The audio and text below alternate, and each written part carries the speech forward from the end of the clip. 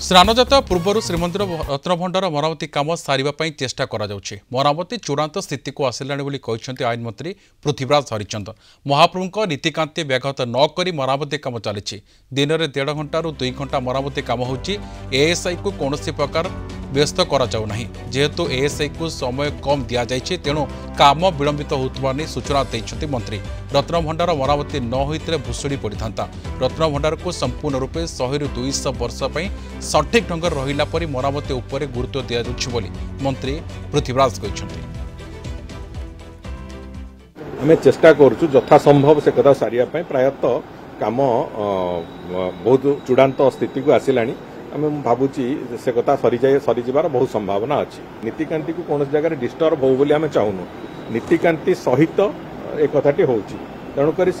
सबु दिन में 2 घंटा 2.5 घंटा 1.5 घंटा ये समय से मिले तेणुक तारी भितर एवं से जो जेतिकी परिमाण में डैमेज होता जदि रत्नभंडार मरामती न होता हुए तो मोर तो आशंका अच्छी जे से भीतर केतबेले भुशुड़ी पड़ता से कहले अत्युक्ति हेनी तेणुक से भाया स्थिति में रत्नभंडार को संपूर्ण रूपे आगामी 100-200 वर्ष पर्यंत ठीक ढंग से रहिला भली मरामती करिवार जो प्रक्रिया ताकू से आम एएसआई को कौन जगह तरतर भी करूना से निज टाइम रे करंतु एवं जेहेतु समय कम दे